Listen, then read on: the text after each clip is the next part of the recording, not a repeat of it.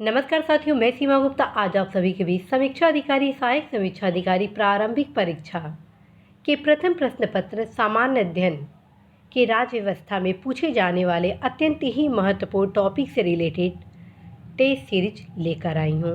और आज के इस टेस्ट सीरीज में भारत का संवैधानिक विकास और संविधान पर विदेशी प्रभाव से संबंधित वे महत्वपूर्ण क्वेश्चन आप सभी के बीच ला रही हूँ, जो कि आगामी परीक्षा के लिए अत्यंत ही महत्वपूर्ण है। साथ ही आप सभी अपनी तैयारी के आकलन को भी कर सकते हैं कि आपकी तैयारी का क्या स्तर है। इसके अतिरिक्त हर टॉपिक को कैसे तैयार करें, ये भी मैं आपको इस टेस्ट सीरीज में बताती चलूँगी। और लास्ट में कुछ मैं महत्वपूर्ण टिप्स भी बताऊँगी, जिसका यदि आप फॉलो करते हैं तो अवश्य ही आप इन दोनों टॉपिक्स से मैक्सिमम क्वेश्चन सॉल्व करेंगे। तो आइए बिना समय व्यर्थ किए पहला क्वेश्चन आप सभी के बीच लाते हैं। सूची 1 का सूची 2 से सुमेलित कीजिए और नीचे जो कूट दिया गया है उससे आप उत्तर को देखेंगे। तो आइए, इसके लिए आपको 15 सेकेंड का समय दिया जाता है।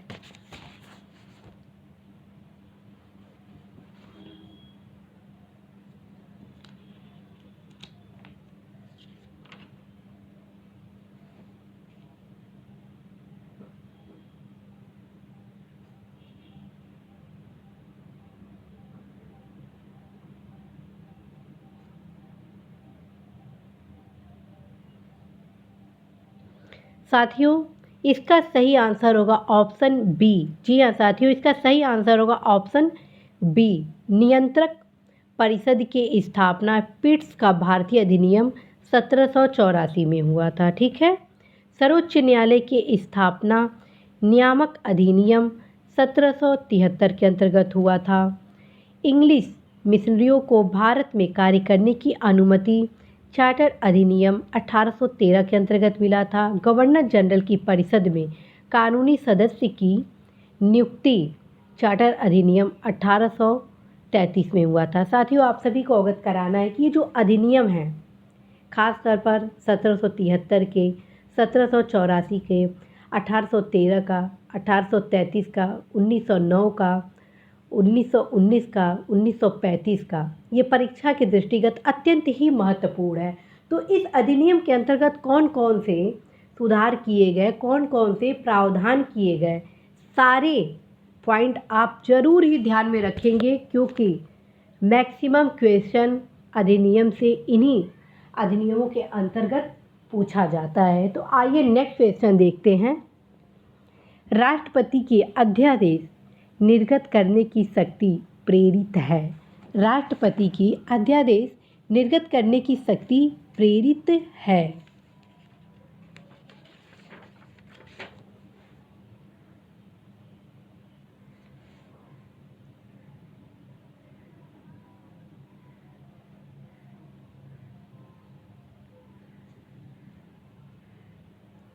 साथियों, इसका सही आंसर होगा ऑप्शन बी, भारत सरकार अधिनियम 1935। ठीक है, भारत सरकार अधिनियम 1935। और आप सभी को अवगत कराना है कि यह अधिनियम बहुत ही महत्वपूर्ण है।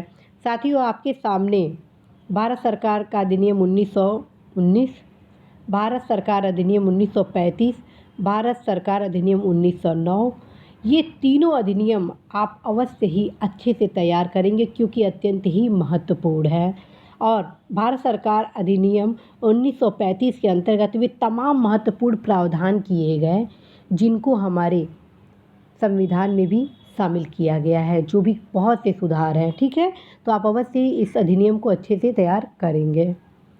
नेक्स्ट क्वेश्चन है, 1919 के भारत शासन अधिनियम के निम्नलिखित में से कौन सी प्रमुख विशेषता है।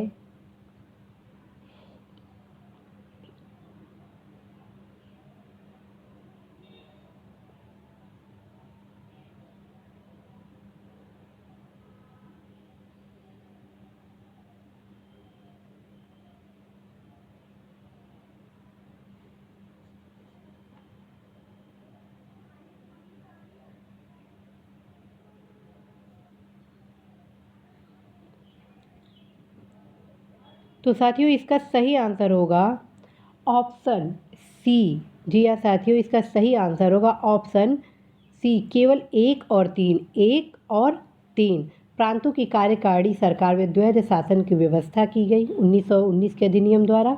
केंद्र द्वारा प्रांतों को विधायी शक्ति का हस्तांतरण किया गया, जबकि मुसलमानों के लिए पृथक सांप्रदायिक निर्वाचक मंडल की व्यवस्था अधिनियम 1909 में ही कर दिया गया था। ठीक है, और ध्यान रखिएगा, प्रांतों की कार्यकारिणी में द्वैध शासन की व्यवस्था 1919 के अधिनियम के द्वारा किया गया और 1935 के अधिनियम द्वारा केंद्र में द्वैध शासन लाया गया। इसको कई बार परीक्षा में पूछा गया है, तो अवश्य ही आप ध्यान में रखेंगे। नेक्स्ट क्वेश्चन है, एक निर्वाचित संविधान सभा द्वारा भारत के संविधान का निर्माण करने का प्रस्ताव किया गया था। एक निर्वाचित संविधान सभा द्वारा भारत के संविधान का निर्माण करने का प्रस्ताव किया गया था।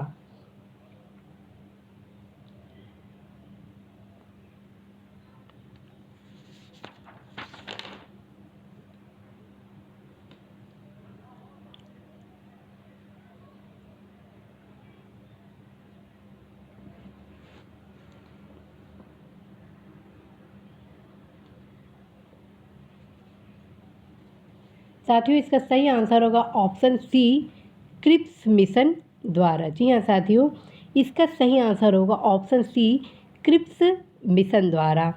क्रिप्स मिशन के अंतर्गत क्या क्या किए गए, इसको भी आप जरूर पढ़िएगा। क्रिप्स मिशन में कौन कौन से ऐसे प्रावधान किए गए जो आगामी भारत के स्वतंत्रता संग्राम के लिए अत्यंत ही जरूरी था। ये टोटल पॉइंट आप जरूर देखेंगे।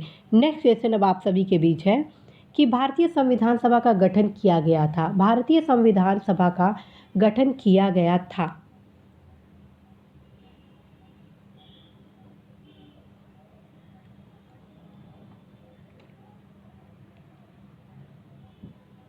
साथियों, इसका सही आंसर होगा ऑप्शन सी, कैबिनेट मिशन योजना। जी हाँ साथियों, इसका सही आंसर होगा ऑप्शन सी, कैबिनेट मिशन योजना। और कैबिनेट मिशन मार्च 1946 में आया, 1946 में भारत पहुंचा। और इस मिशन के सदस्य स्टेटवोट क्रिप्स थे, पैथिक लॉरेंस थे और एवी अलेक्जेंडर थे। और इसने त्रिस्तरीय शासन व्यवस्था को सुझाव दिया था। तो साथियों, आप अवश्य ही कैबिनेट मिशन के प्रत्येक पॉइंट को ध्यान में रखेंगे। क्रिप्स योजना, आपको फिर से मैं बताती हूँ, कैबिनेट मिशन योजना अत्यंत ही महत्वपूर्ण है। क्या क्या प्रावधान किए गए ये ध्यान रखेंगे और क्रिप्स योजना को भी आप जरूर ध्यान में रखेंगे। बार बार क्वेश्चन इन्हीं दोनों तीनों और एक है आपका माउंटबेटन योजना, इन तीनों के अंतर्गत क्या क्या प्रावधान किए गए जरूर आप पढ़ेंगे। नेक्स्ट है, निम्नलिखित में से कौन अगस्त 1946 में गठित प्रथम अंतरिम राष्ट्रीय सरकार का सदस्य नहीं था। निम्नलिखित में कौन अगस्त 1946 में गठित प्रथम अंतरिम राष्ट्रीय सरकार का सदस्य नहीं था।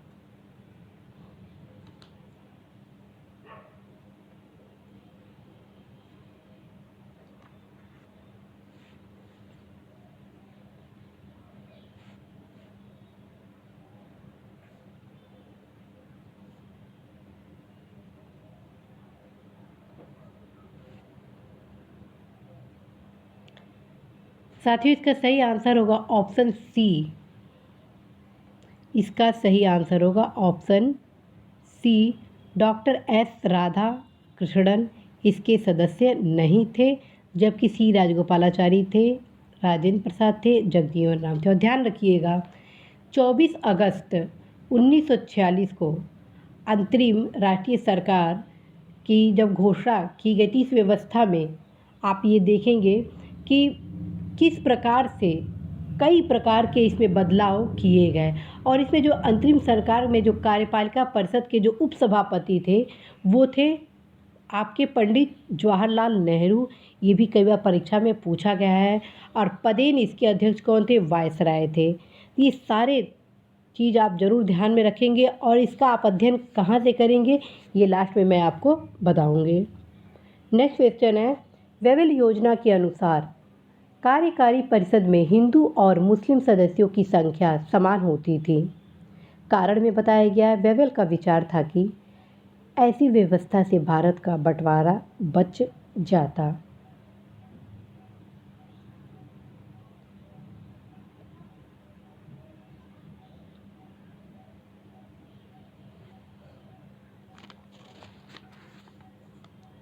साथियों इसका सही आंसर होगा ऑप्शन सी। कथन तो सही है लेकिन कारण गलत है। ठीक है, नेक्स्ट देखिए, भारतीय इतिहास के संदर्भ में प्रांतों से संविधान सभा के सदस्य कहाँ से लिए गए?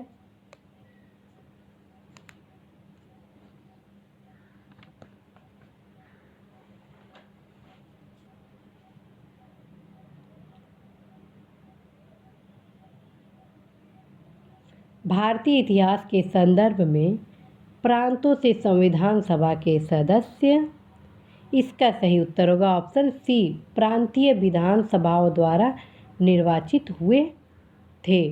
ठीक है, कैबिनेट मिशन जो कि 1946 द्वारा सिफारिश के क्रम में योजना के अनुसार प्रांतीय विधानसभाओं के सदस्यों द्वारा अप्रत्यक्ष निर्वाचन से संविधान सभा के सदस्य निर्वाचित हुए थे और 1935 के अधिनियम के अनुसार मताधिकार कर शिक्षा एवं संपत्ति के आधार पर सीमित था। तो ये सारे पॉइंट आप अच्छे से तैयार करेंगे। तो इसका उत्तर हो गया ऑप्शन सी। नेक्स्ट है, भारत की संविधान सभा का प्रथम अधिवेशन कब हुआ? ये बहुत इजी क्वेश्चन है और आप सभी के लिए इसलिए लाया गया है ताकि आप इजी क्वेश्चन को भी अच्छे से तैयार करें, क्योंकि कई बार क्या होता है इजी क्वेश्चन ही गलत हो जाते हैं।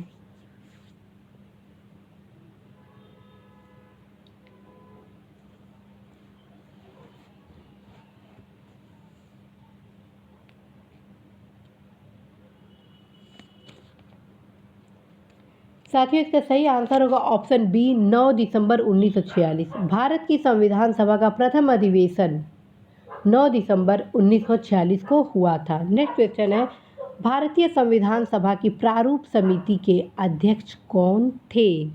भारतीय संविधान सभा की प्रारूप समिति के अध्यक्ष कौन थे?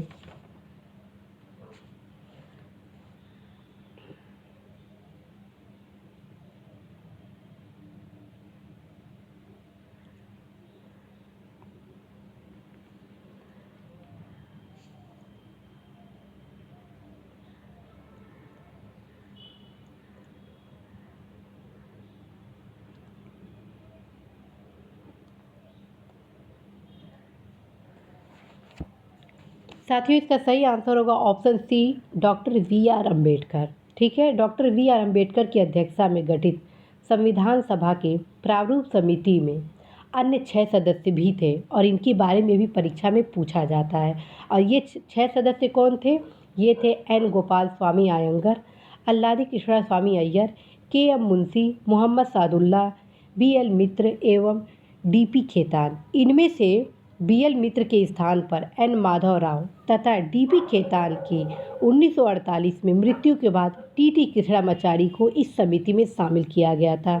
साथियों आप सभी को अवगत कराना है कि जब हमारे संविधान सभा का जब निर्माण हो रहा था उसके क्रम में कई समितियां बनाई गई थी। जैसे ये प्रारूप समिति के अध्यक्ष डॉक्टर बी आर अम्बेडकर थे, इसी प्रकार से नियम समिति के अध्यक्ष डॉक्टर राजेंद्र प्रसाद थे, संचालन समिति के अध्यक्ष डॉक्टर राजेंद्र प्रसाद थे, रियासत समिति के भी सदस्य अध्यक्ष कौन थे? डॉक्टर राजेंद्र प्रसाद थे, और सलाहकार समिति के सरदार वल्लभ भाई पटेल थे, और मूल अधिकार उप समिति के जे बी कृपलानी थे, और संघ शक्ति समिति के अध्यक्ष जवाहरलाल नेहरू थे, और संघ संविधान समिति के भी अध्यक्ष जवाहरलाल नेहरू थे, और प्रांतीय संविधान समिति के सरदार वल्लभ भाई पटेल थे। तो इस प्रकार से ये सारे फैक्ट आप अच्छे से तैयार करेंगे, क्योंकि परीक्षा में इस टॉपिक से इस प्रकार के क्वेश्चन पूछे जाते हैं। नेक्स्ट क्वेश्चन है, भारत का संविधान पूर्ण रूप से तैयार हुआ था?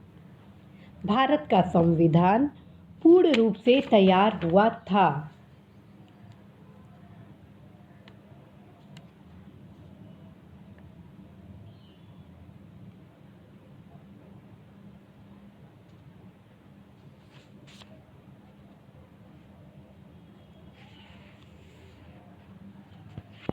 साथियों इसका सही आंसर होगा ऑप्शन बी, 26 नवंबर 1949। जी हाँ साथियों, इसका सही आंसर होगा ऑप्शन बी, 26 नवंबर 1949। और ध्यान रखिए, जब ये लागू हुआ तो इसी दिन नागरिकता, अंतःकालीन संसद, अस्थायी और संक्रमणकालीन उपबंध लागू हो गया। ये परीक्षा में पूछा गया है कि जब 26 नवंबर 1949 को संविधान लागू हुआ उस समय कौन कौन से संविधान के प्रावधान को लागू किया गया और अंतिम रूप से जितने शेष जो चीज़ हैं संविधान के भाग है प्रावधान है वे 26 नवंबर 1950 से प्रभावी हुआ। तो ये सारी चीज़ आप अवश्य ही ध्यान में रखेंगे। नेक्स्ट क्वेश्चन है कि भारतीय संविधान सभा में कुल कितनी महिला सदस्य थी? भारतीय संविधान सभा में कुल कितनी महिला सदस्य थी?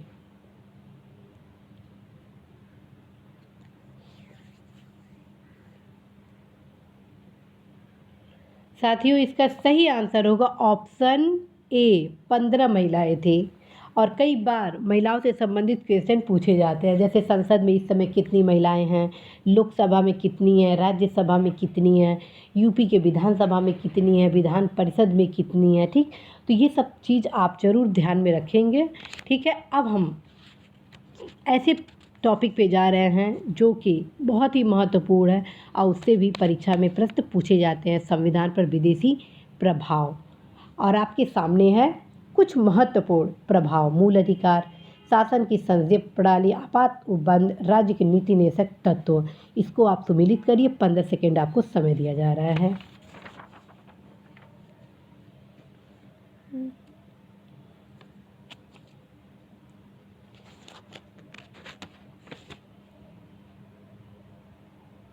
साथियों इसका सही आंसर होगा ऑप्शन सी। जी हाँ साथियों, इसका सही आंसर होगा ऑप्शन सी, 2, 1, 4, 3। ठीक है, मूल अधिकार कहाँ से लिया गया है? संयुक्त राज्य अमेरिका से। शासन की संसदीय प्रणाली ग्रेट ब्रिटेन से। आपात उपबंध लिया गया है जर्मनी का वीमर संविधान से। और राज्य के नीति निदेशक तत्व आयरलैंड से लिया गया है। ये बहुत ही महत्वपूर्ण है, सेपरेट भी पूछा जाता है। तो जितने भी संविधान क्या विदेशी स्रोत है वे सारे आप अच्छे से तैयार करेंगे साथियों। और आज आप सभी के बीच जो ये क्वेश्चन लाए गए थे अत्यंत ही महत्वपूर्ण लाए गए हैं। और जो लास्ट क्वेश्चन है वो ये है: विधि का शासन, विधि द्वारा स्थापित प्रक्रिया, राष्ट्रपति के विचारार्थ, राज्यपाल द्वारा विधेयक और विस्तृत उभयनिष्ठ रुचि कहाँ से लिए गए? इसको भी आप सम्मिलित करें।